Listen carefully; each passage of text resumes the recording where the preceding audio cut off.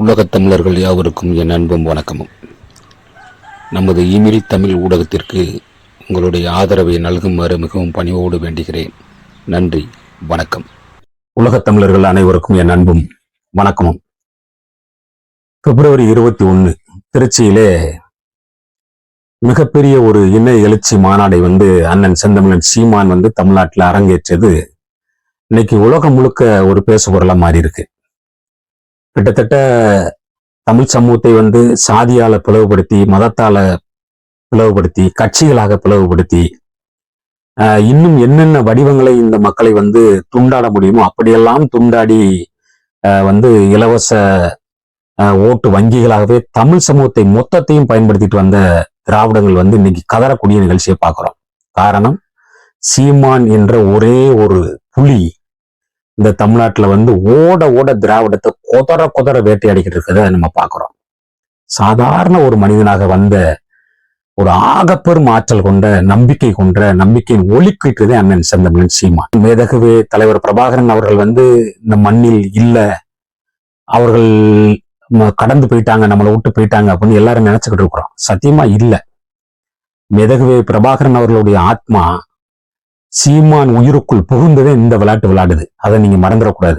ஏன்னா இப்படி ஒரு சாதி பார்க்காம, மதம் காக்காம எல்லாரும் இரண்டரை ஒன்னா கலந்து நின்று அந்த மாநாடை தன் வீட்டு விழாவாக ஏற்று வந்தான் பாருங்க தமிழர்கள்.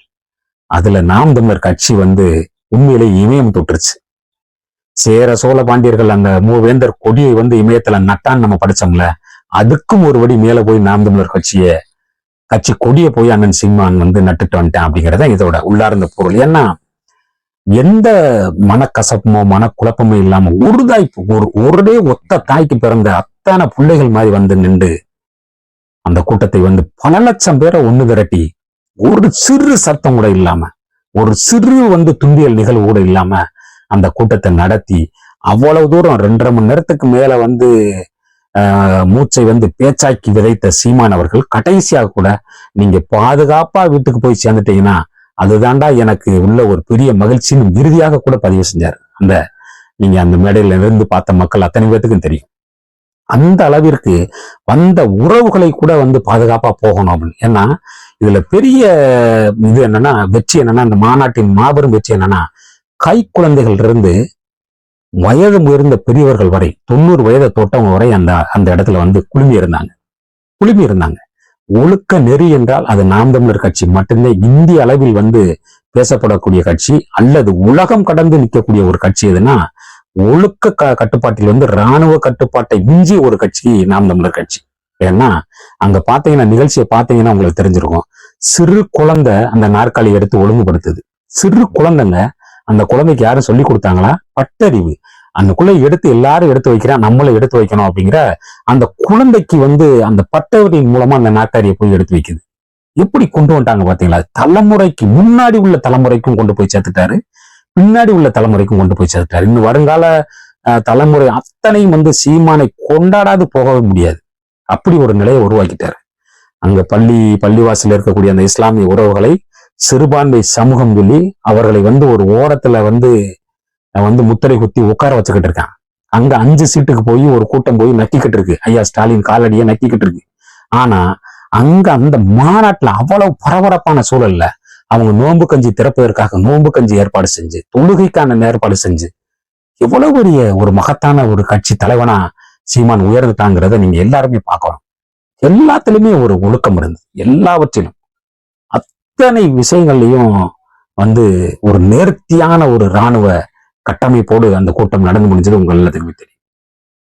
தமிழர்கள் ஒண்ணு போல ஒரு புள்ளியில நாம் தமிழர் கட்சி வடிவத்திலும் சீமானுக்கு பின்னாடி முன்னத்தியராக சீமானை நிறுத்தி பின்னால் வரக்கூடிய படை வீரர்களாக தமிழ் சமூகம் நின்றுச்சு அப்படிங்கிறத திராவிடம் பார்த்து, திராவிட கொட்டடியில ஒரே அலறல் சத்தமும் அழுக சத்தமும் ஒப்பாரி சத்தமும் கேட்கிறதா தொடர்ந்து சொல்லப்படுது. நடுங்குறாங்க. ஏடா ஒரு கோட்டர் இல்ல, பிரியாணி இல்ல, வேற ஒரு அரசு பேருந்துகளை தன்மையப்படுத்தி கட்டாயப்படுத்தி கூட்டு போல, பள்ளி குழந்தைகளை கட்டாயப்படுத்தி கொண்டு போய் அந்த இடத்துல உட்கார வைக்கல, மகளிர் சுய உதவி குழு இருக்கக்கூடிய பெண்களை கட்டாயப்படுத்தி கொண்டு போய் அந்த இடத்துல உட்கார வைக்கல, கட்டாய கடத்தல் மாதிரி வச்சு செய்வாங்க. ரூபாயை கொடுப்பான், எல்லாம் என் மக்களை வந்து அவ்வளவு கேவலமா என் மக்களை நடத்துறது. இந்த திராவிட திராவிட பண்ணிய அந்த அநியாயம் பண்ணுவாங்க. ஆனா சீமான்ங்கிற ஒரு தலைவன் வந்தான் பாருடா தமிழ்நாட்டுக்குள்ள, புயல் மாதிரி 10 பைசா இல்லாம பல லட்சம் பேரை ஒரு இடத்துல வந்து திரட்டுறானே. செத்து போகணும்டா நீங்க திராவிடங்க, செத்து போகணும். சாதி கட்சி நடத்துறவெல்லாம் தூக்குல தூங்கிறவன ஓடி போய் வட்டக்காம தெக்காம 4 தேசம் சிதறி போய் செத்து போங்க நாய்களா. சீமான் எங்க உயர்ந்து இமயம் தொட்ட ஒரு அரசியல் கட்சி எப்படி நடக்கணுங்கிறதுக்கான ஒரு சாட்சியாக நேர்ந்த மாதிரி சீமான் வந்து உயர்ந்து நிற்கக்கூடிய நிகழ்ச்சியை பார்க்கிறோம். அரசியல் பிழைத்தோருக்கு அவை அறம் கூற்றாகும் அவை சொன்ன அந்த வாக்குக்கு அப்படியே அந்த அவ்வையின் பேரனாக நிற்கிறது எவன்டா நிற்கிறான். அறம் என்பது இந்த அரசியல் கட்சி இந்திய வரலாறு மட்டுமல்ல, உலக வரலாற்றிலேயே அரசியல் கட்சி ஒரு அறத்தோடு, துல்லியமான ஒரு அறத்தோடு, தமிழர் அறத்தோடு நடக்குதுன்னா அது நாம் தமிழர் கட்சி மட்டும்தான். 117 ஆண்கள் 117 பெண்கள் எவரிடம் வந்து பணம் வசூல் செய்து கொண்டு சீட்டு ஒதுக்கப்பட்டிருக்கா, இடம் அளிக்கப்பட்டிருக்கா, பகிர்ந்தளிக்கப்பட்டிருக்கா? இல்லையே.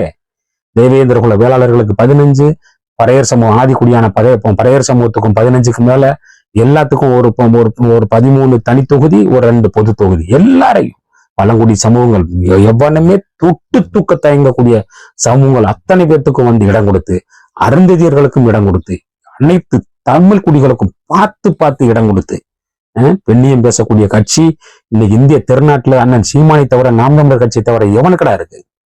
உங்க நெஞ்ச தொட்டு சொல்லுங்கடா. டேய் 33 முழுக்காடு வந்து நீங்க முக்கிக்கிட்டு கிடக்குறீங்க.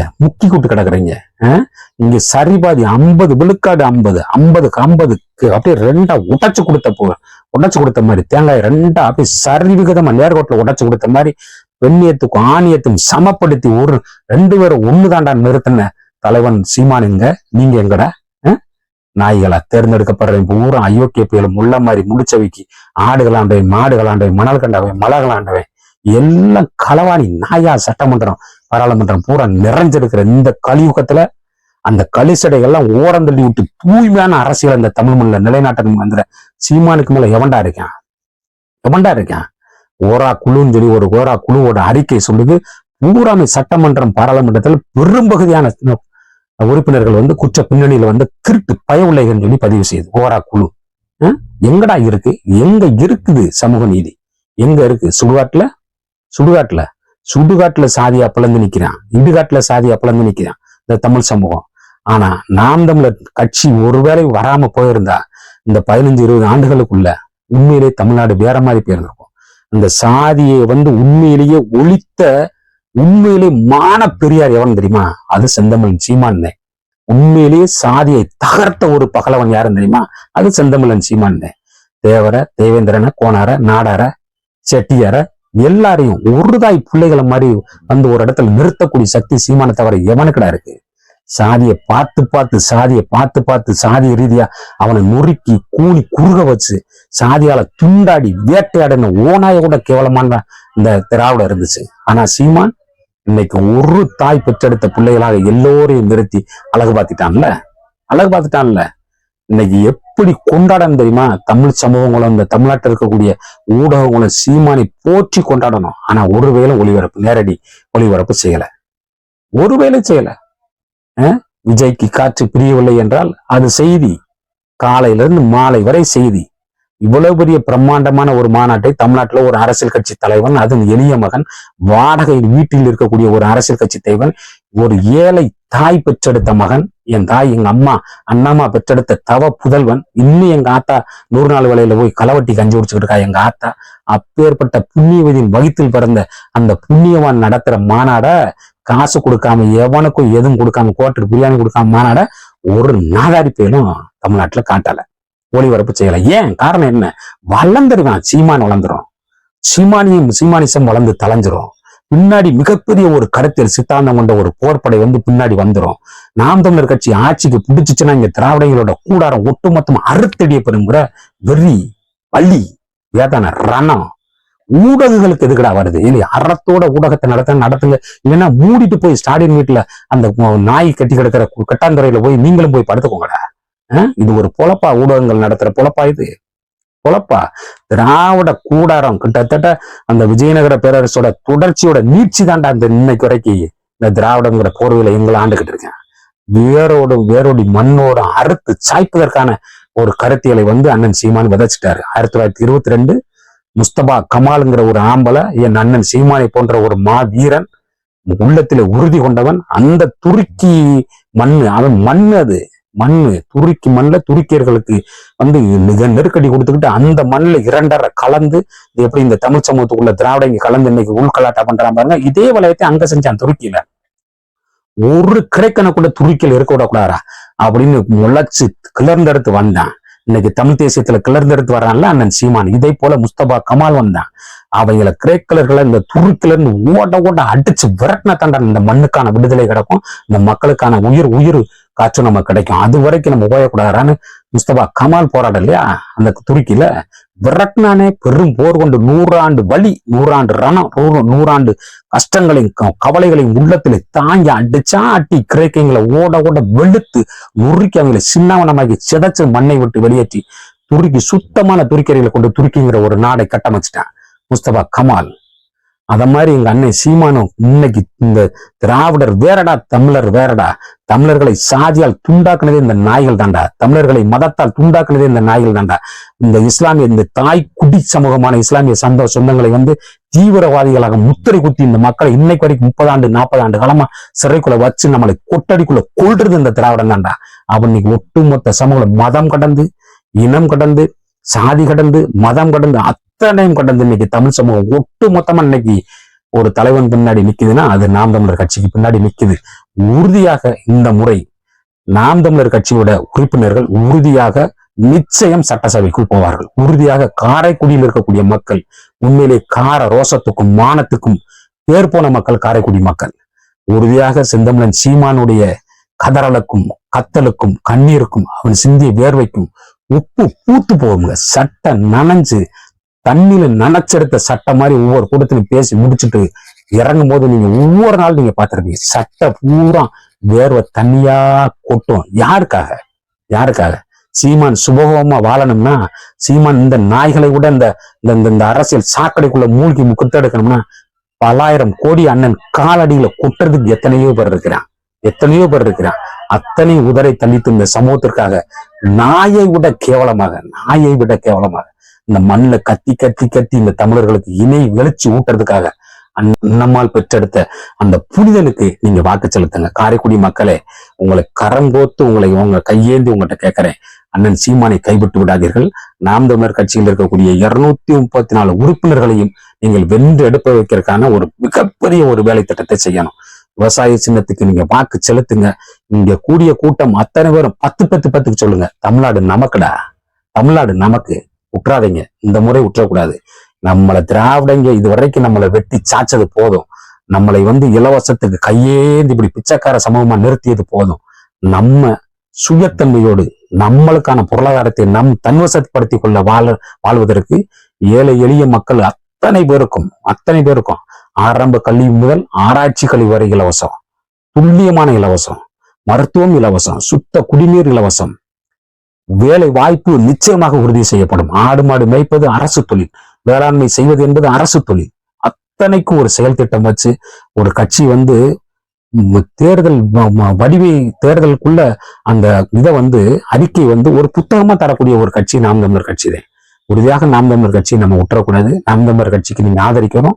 விவசாய சின்னத்திற்கு நீங்கள் மிக பிரம்மாண்ட அளவிலே இந்த வாக்கு செலுத்தி அண்ணன் சீமானுடைய கரத்தை தமிழர்கள் அத்தனை பேரும் சாதி கடந்து மதம் கடந்து திருச்சியிலே ஒன்று கூடிய மக்கள் உறுதியாக இந்த வாக்கு செலுத்தும் நேரத்திலும் எல்லோரும் குறைஞ்சபட்சம் ஒரு ஆளு 10 பேருக்கு சொல்லுங்க. சரியா போச்சு, ஒரு ஆளு 10 பேருக்கு சொல்லுங்க.